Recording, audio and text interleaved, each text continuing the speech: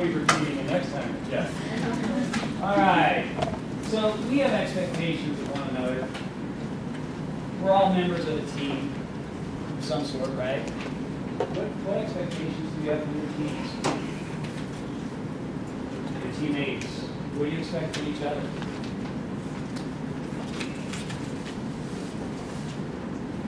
You guys meet those expectations within your group?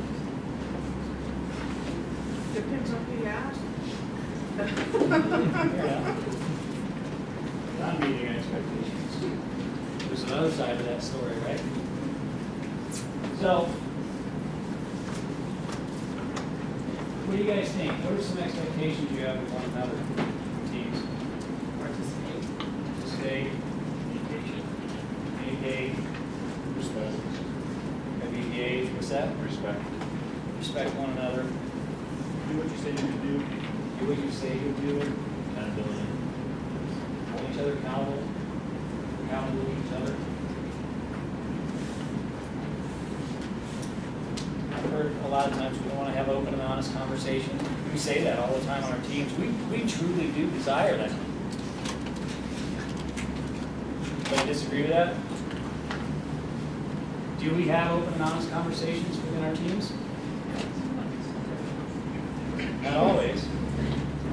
Sometimes we get a little tight-lipped, right? Why is that? Fear. And oftentimes it's rooted in trust. I don't trust where that information might go, or what you might do with it, how you might react, how you may perceive me. Right? So going back to Steve Denning, I talked about him, I think, in the last session, maybe another session before there. I don't know if you noticed, but I can remember Steve Denning.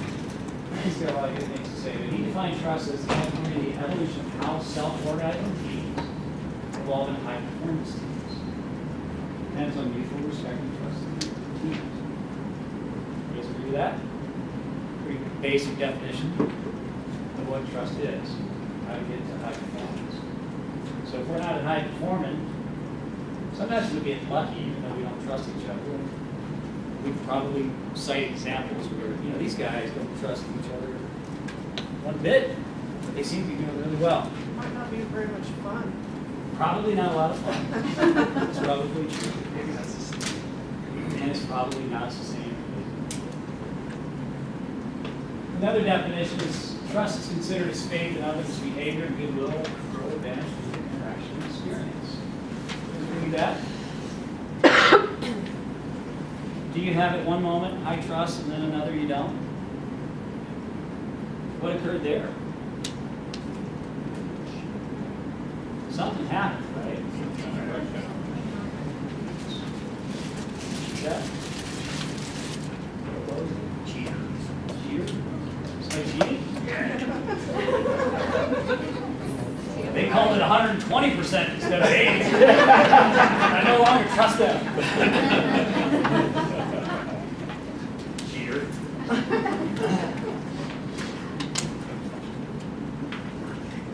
Lack of trust. I don't think anyone would disagree with this. We kind of hit on it. We get a little tight-lipped. Changes our behavior if there's lack of trust, doesn't it? So it's no longer open and honest like we truly want. We don't have that open and honest conversation. Our productivity may change as a result. We're not dialing in what we really need to talk about, dealing with those things.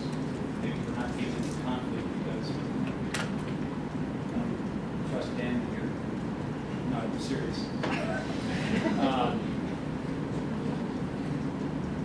It can negatively impact the empowerment. We say we want to empower our teams. Gosh, I don't trust them. Probably not a whole lot of empowerment going on. Right? We use a term on our team. Guy in Fox. I just want the guy in Fox all next to me. I got his. Can we get the Fox over? I'm glad you finished your sentence. Just stop there. Daniel, can you face this way when you say that? Sure, I said on our So he team. wants to get in the foxhole. Yeah, We just always talk about how the guy next to you on your team has to be willing to have your back, because you're gonna get in the foxhole with them. They gotta have your back, and you gotta have their back. Unfortunately, sorry, I didn't mean to say it. But that's how we, You gotta have trust there. on our team, that's how we fund the way for us, so. So 4 elements you need to build trust. We hit on this and then you gotta be honest with one another. Certainly have to be open. Right? There needs to be some consistency going back to the statement that it may increase or damage you to interactions or experiences. So you've got to be consistent. And there needs to be respect. What happens if you pluck one of these 4 out of the equation? What happens to trust? You aren't the guy in Foxhole. Trust starts to fall apart if I'm not being open. I could have all the other 3, but if I'm not truly being open, trust starts to fall apart. Or if I'm certainly open and honest, but I'm not respectful in how I do that, I'm probably not willing to engage in conversation very much with a person that's not being respectful, right? Make sense? So removing one of these out of the equation, trust starts to fall apart. Can any of you say that I don't want to be honest, I don't want to be open? I mean, I think inherently as human beings, we believe this. We want to do these things, but because of maybe our experiences or interactions, sometimes we have a hard time with that. You guys agree? So here's the interesting thing with regard to trust. There's a lot of studies out there around trust in organizations, what that means in their performance. They're starting to quantify it, which is math school. They're starting to quantify it in dollars and cents, which is pretty interesting. There's this study from Watson Wyatt that showed that high trust companies outperform low trust companies in nearly 300%. Is that believable? Why might that be believable? Why would that be believable? I would trust, high levels of trust, or high level trust companies, high trust companies, I'll say it 10 more times, hang on, outperform by 300%. So you're not focusing on team dynamic problems and things like that. You can focus on the areas that matter, and you don't have people redoing other people's work because they trust that they're right the first time and not showing them. High trust probably equals high performance, right? High trust equals high performance. People are taking more risks and work, feel more empowered. Yeah, and that's awesome. Feel empowered to take risks. Risks sometimes produce great results. Sometimes we fall flat on our face. But having the trusting that I can fail, learn, I can do it down, gets me to a much better place. Well, yesterday there was a bullet on one of the trust funds about the tax, so if you don't have, you're paying tax on all of your conversations and all your communications, and that tax takes away from Thank you for pointing that out. So this was there too. what. I would guess it was a tax. Yes. I would think trust is like engine oil, that you can't keep everything moving smoothly, you know? That's a swag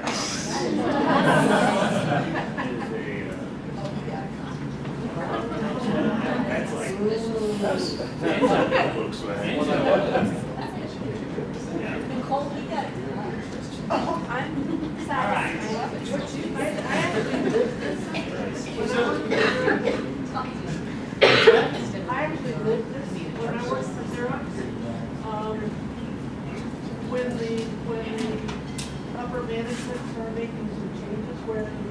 employees didn't trust them anymore. Stop meetings. The employees would. Yeah. It is. Part of that hits the second bullet of only 51% of employees have trust and confidence in senior management. We talked about that yesterday a little bit. And then getting to the tax, right? Trust is a hidden tax in every interaction, every communication, everything we deliver. Checker's got to check the checker. Who also checks the checker, right? We've done that game. We have 10 people to make a single decision. Lack of trust, I haven't empowered an individual to make that decision, so I didn't have a discussion. Or because this person reports over here to this department also touches this department, I got to bring 28 people to a room.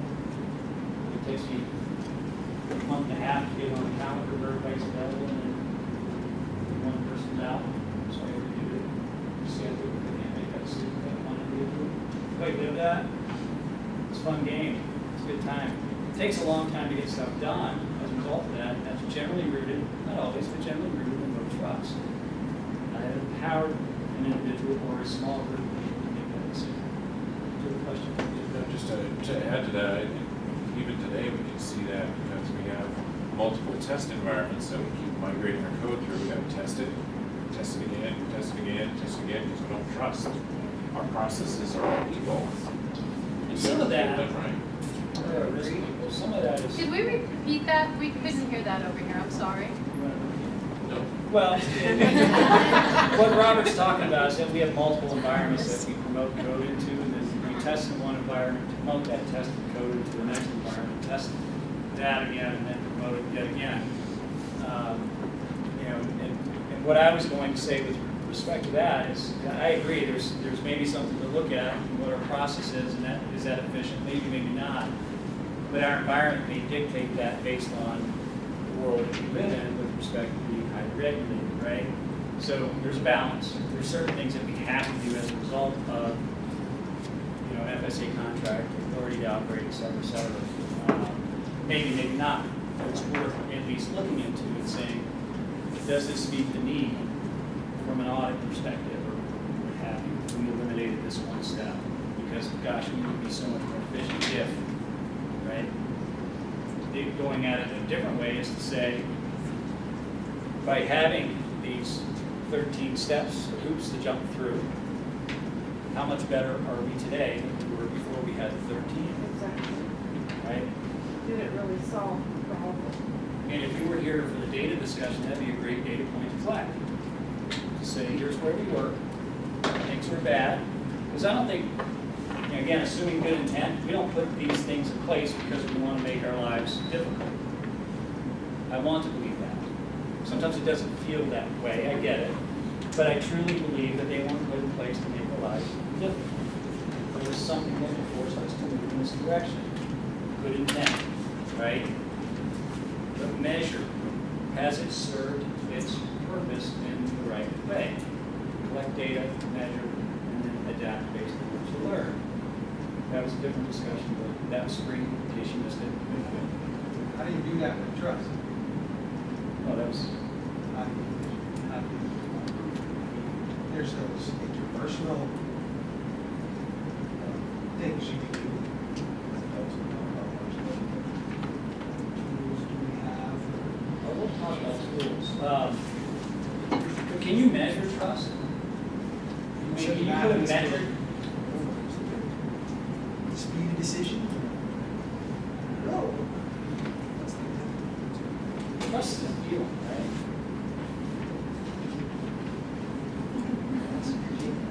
Scale.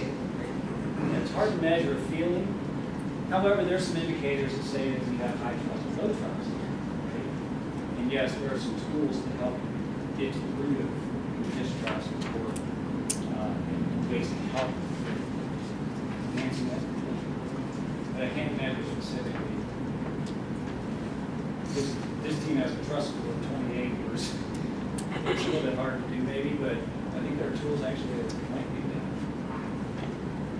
Based on that first bullet of the last slide, yeah, there must be ways to do it, so.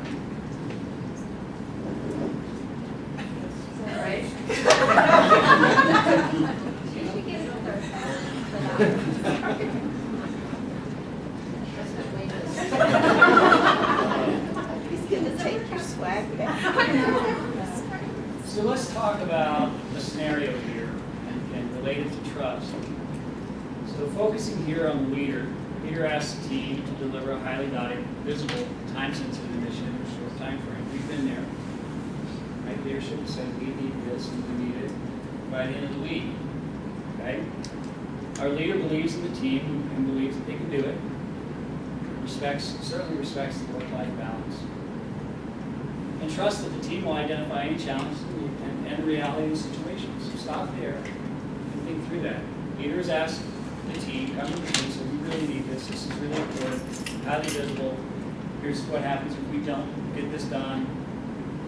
You know, love you guys, you do great work. I trust that you can get this done. But I also want you to tell me what the reality is. Okay?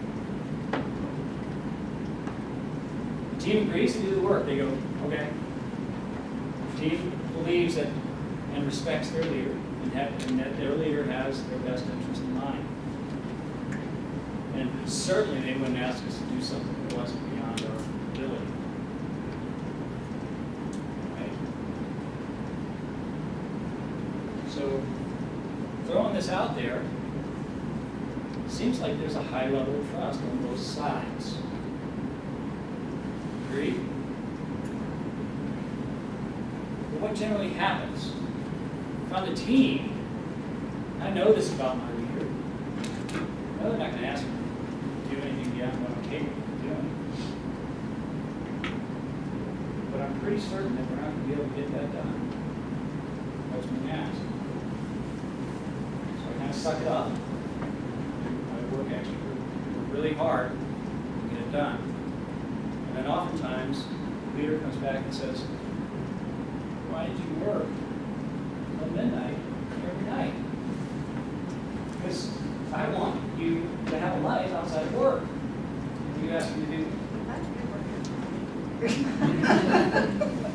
Does this happen to anyone? I mean, yeah. I mean, it happens on occasion. And if it hasn't, maybe it's unspoken. And so I would maybe, I suspect that maybe there's a bit of a gap in trust. I could also argue the other point that maybe there's no trust on the other side. Right? But perhaps there's lots of trust, and because of that trust, and because of the respect, et cetera, nobody's saying the truth needs to be said. You guys with me? Think that's possible? Maybe. Would that kind Time's of, up. would that kind of violate the openness part of it then? I was gonna say, I keep coming back to this. Maybe, right? Trust starts to fall apart if I'm not being truly honest with you. So just a thought. It's something I've been pondering and thinking about. Maybe there's lots of trust on both sides. Because I've heard in conversation with teams that I work with that, well, you know, I'm asked to do all this work, and I guess you just got to get it done. And the leader's going, yes, we need to get this done. I asked you to do this work. But at the same time, I need to understand reality. And you're not saying anything. Right? I've heard these conversations. Both teams have each other's best interests in mind. But, you know, we just speak. I truly need to open honest about the reality of the situation. Something to think about, something I've been pondering, that perhaps there's a gap and we need to bridge that gap of trust. So we're close, not quite there, but we're missing that piece of openness. Thoughts? Do you think some of that has to do with, though, when you're talking about your boss is asking you to do this X amount of items, and he's saying, well, you're not speaking up and saying anything, there's also that relationship between the employer and the boss because they don't want to be perceived as the whiner or I can't get this done and when you're wanting me to get it done because they don't want to be seen as that problem child or whatever. Or maybe that I'm potentially not good at this thing, maybe weak here. Maybe. I think that comes into play. And again, depending on the audience, sometimes we may become tight-lipped, right? Which is an indicator that maybe there's some low trust. Just trying kind of made me think of opposite thought process on it, something to ponder. And something to think about as you have these interactions, right? Because of the lack of trust there, that I don't want to speak up and say, whoa, stop right there. You're asking for about 80 people, of which we have 3, to get that done.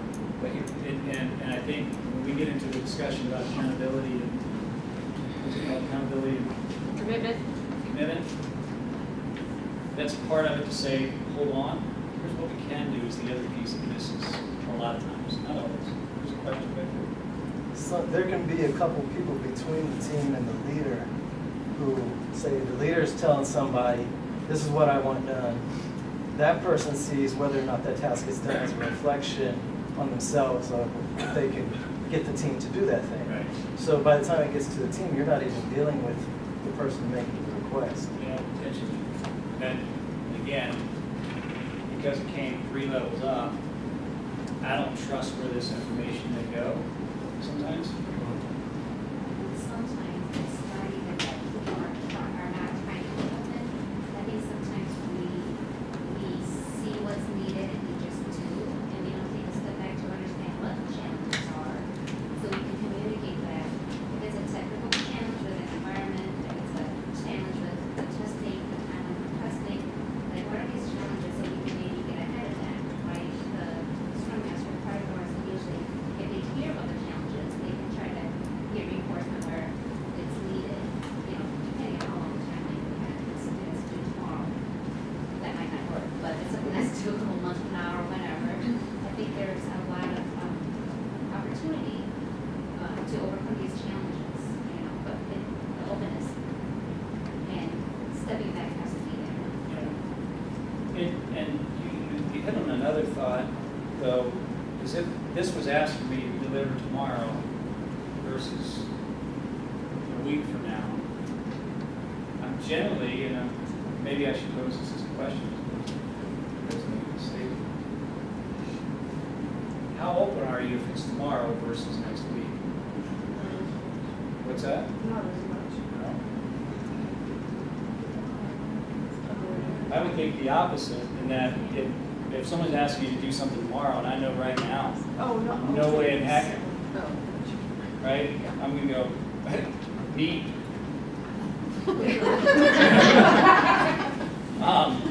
I'll fill that with more information, but Yeah, I did. But yeah, it's neat that you want that. But no way. And again, go into that responsibility, accountability, being able to say, but here's what we can get done. Is that at least meet our need for the moment, right? And I think that's where we can go as an organization, or even anywhere that we are with respect to those things. If you're being asked to do something, here's what I can do. I can't do those 10 things, but I get these 2 done, and here's my plan for the day. That's hard, but important. I think the biggest issue is with the 3rd bullet on each side. The leader assumes that people are gonna bring up challenges. The team assumes, oh, he thinks we can do it as of now, instead of stopping and thinking, okay, can we? Yeah, lots of assuming there. But those assumptions kind of lead to how we trust one another perhaps.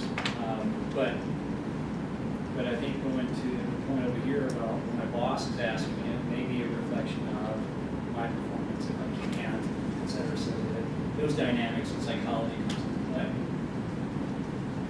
I'm just going to say, I think one of the challenges is that trust tends to be kind of binary.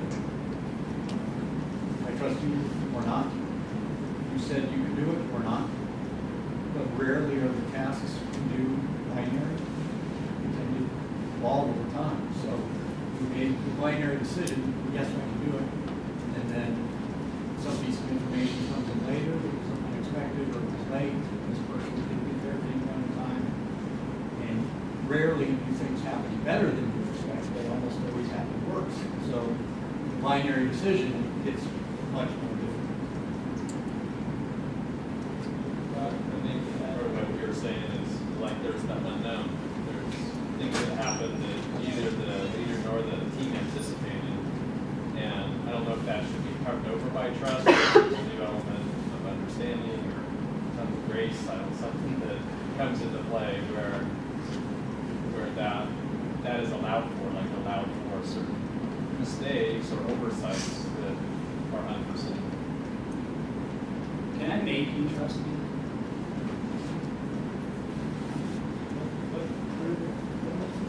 Do you trust me out of the gate? Or do I have to earn trust? Trust is rather, Trust is rather rather than than over time, one setback. I think all those are trust though, you know, if I meet hold on. you in the street, I don't expect them to meet me to the ground, I trust everything the whole person, you know? So there's levels of trust, just like there's levels of doneness in our work. Right? But only trust is partially broken. Yeah, there's this, you'll hear it, it's called the, I forget what you said that, but I don't know what it's called now. But this, you hear these statements that, you know, you have to earn my trust, or, which I have a hard time with personally, because I think, to your point, inherently, I think human beings are good people. And are worthy, you know, I should trust them to be decent human beings. And if you got hired, someone made the decision that you have the skill set to do the job here, and you will be a professional. I trust you in doing all those things. And then our experiences may dictate one or the other. Right? So either enhance it or start. But I want to be careful with that, going back to the mindset thing, that we are human beings, and as a human race, we will make mistakes. And so does that destroy trust because I made a mistake? I hope not. If I make a mistake 3-4 times in a row, probably, right? I don't trust you with this type of thing. But we are human, and we will make mistakes, and that should, as long as we're being honest and open with one another, and we do things respectfully with one another, we should be okay. We should be able to move beyond that. We should help each other build each other up, again, as human beings. Right? So, let's move on to this exercise. We got some cards out on the table. Let me explain what this is. An anti-pattern, trust anti-pattern, is a common response to a recurring problem that is usually ineffective and risks being highly counterproductive. So we've got some cards on the table. And we want you to lay them out for all of you to see. So we take Just the green cards. just the green cards. Take 30 seconds to do that. 30 seconds,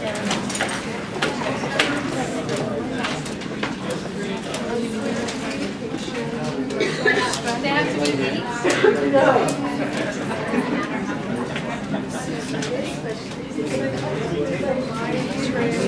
You'll get the instructions. This is the first one. Second one.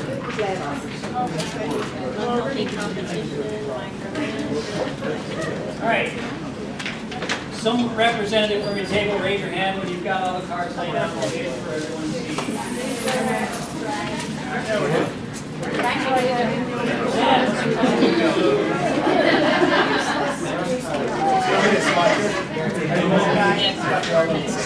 you guys good?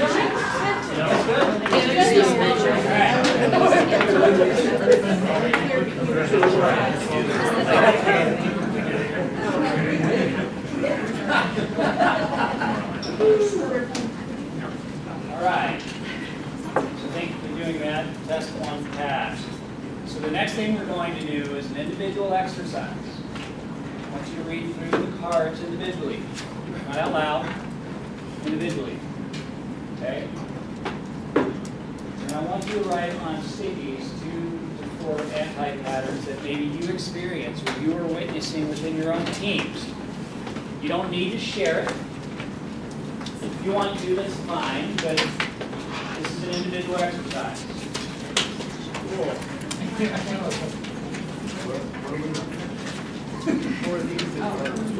Of those cards, yeah, those are. And so let me make an explanation of one thing. Some cards have a question mark. These aren't an entirely inclusive list of all the anti-patterns. This is to get you started thinking. And so this question marks represents all those other things. So if you have what you suspect is an anti-pattern, a trust anti-pattern on your team, and it's not on these cards, assume it's the question mark, and write, not the question mark, but the thing on your sticky. Does that make sense?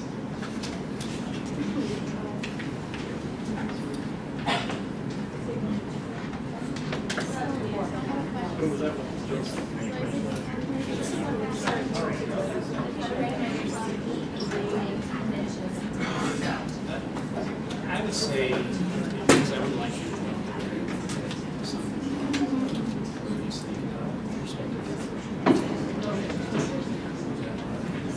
because you know, like all the things you talk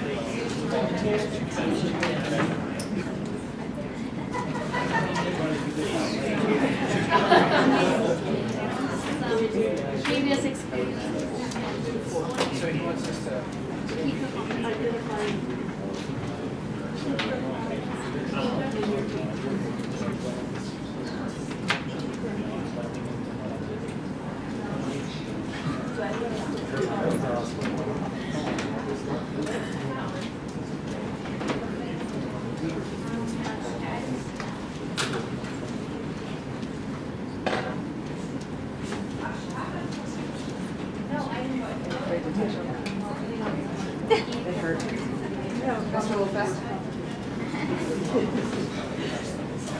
No, I know, but it is.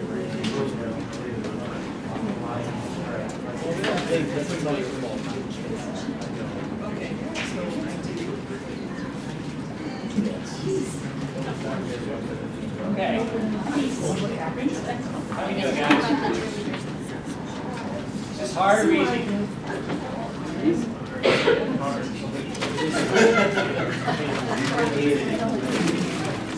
All right. So why don't we go ahead and have a seat? You got a pretty good idea, maybe some. If it was hard, I hope it was hard because you're having difficulty identifying something on your current team.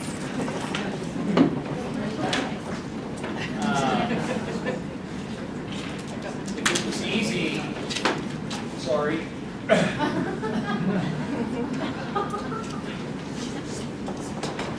Now there's another set of cards.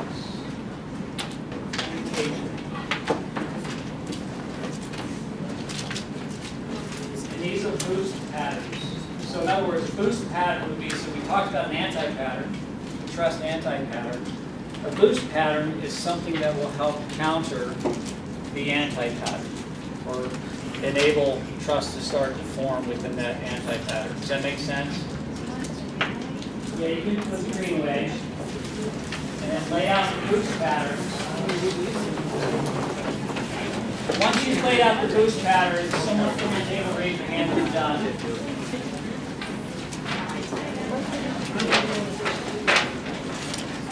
And I like how the first time, most tables were really neat and how they laid them out. The second time, all right, so we're good here? Okay.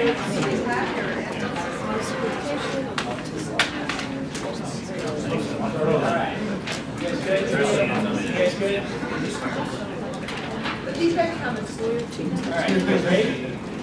So here's what we want to do with the boost pattern. So you wrote down maybe 2 or 3 anti-patterns, things that you're experiencing today. These boost patterns are to help enable or start to foster trust within that anti-pattern that you wrote down.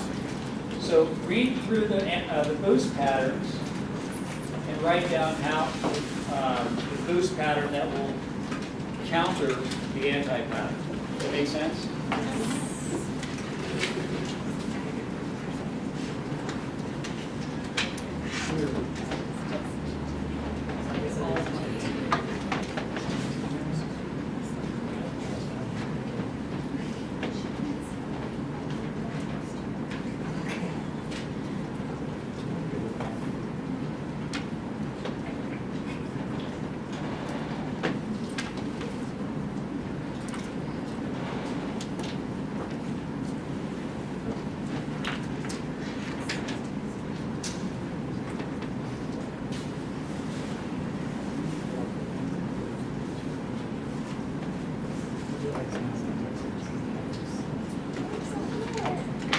Do I get swag for that?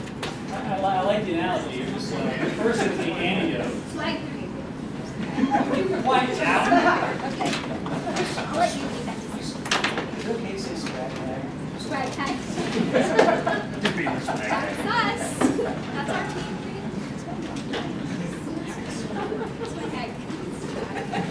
That's Nick Nichols' new nickname. Mine's Math Whisperer. I'd much rather have that. It fits actually. I love the swag.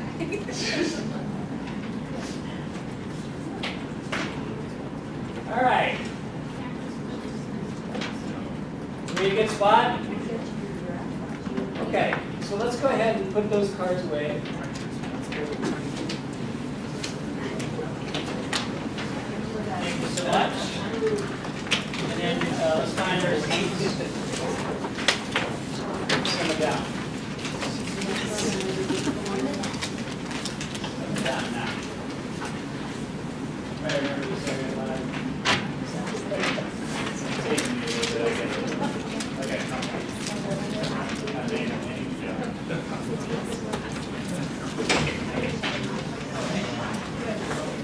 All right. Anyone want to share maybe one anti-pattern and boost pattern that they wrote down? Anyone? Good. I said Dwayne, Wayne is the anti-pattern. and the booster was Showing empathy. technical investigation. Awesome. I love it. Thank you for sharing. Now we're going to help the competition go on. Where that came from. Anyone else?